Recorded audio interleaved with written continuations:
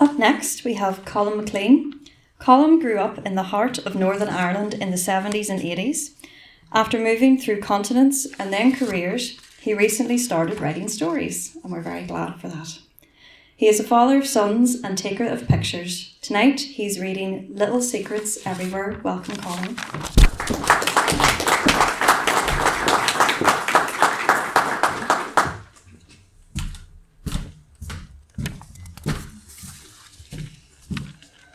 Little Secrets Everywhere.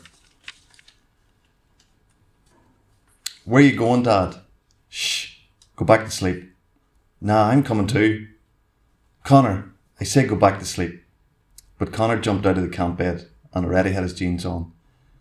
Ah, come on then. Where are we going? Over to the dunes. They headed away from the caravans. Dad stopped at a line of stakes in the sand running down towards the beach. He uprooted one of them and dusted off the sand at the bottom. He held it in his hand like a club or a bat.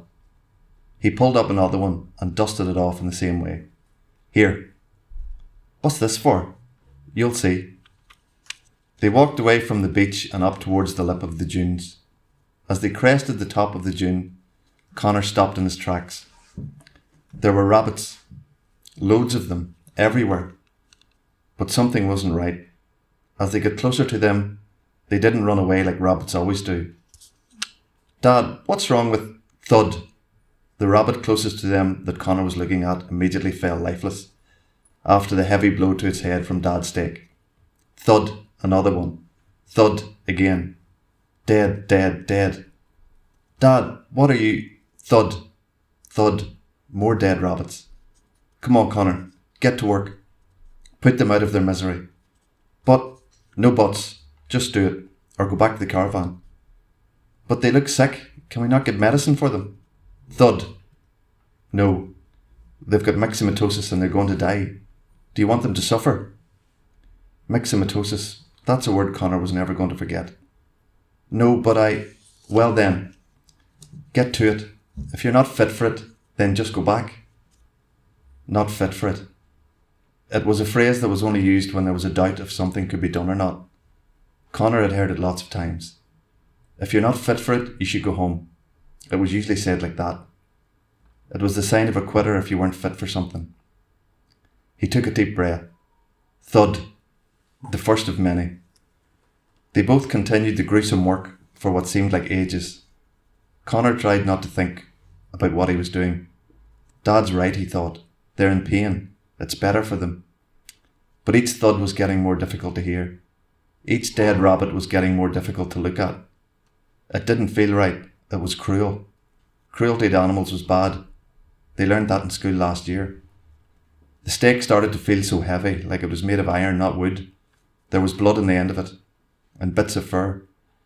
Connor walked over to the last dune before the fields, pretending to look for more rabbits.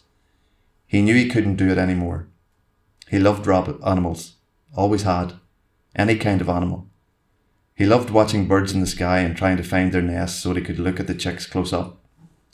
He got excited when he saw a fox or a badger or a hedgehog or a bat, because animals like that were wild and mysterious. And rabbits, he loved them too.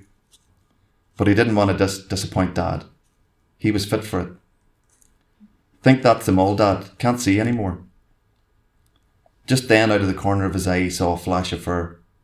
2 baby rabbits. A third one flew across the dune quick as lightning and joined them. Huddled and alone in the corner of the dune. There was nothing wrong with them. Dad strided past them, going straight towards the baby rabbits. Dad, they aren't sick. Look at them. Dad, don't. Thud, thud, thud. Tears started to well up in Connor's eyes. They were okay. Why did you have to kill them? Connor, shush. They would have starved without their mum and dad. It was best for them.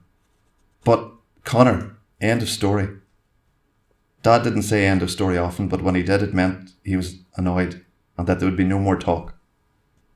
And don't be telling your mother about this. Connor didn't have to be told. He'd never tell anyone about what he'd done, about all the little dead secrets in the dunes.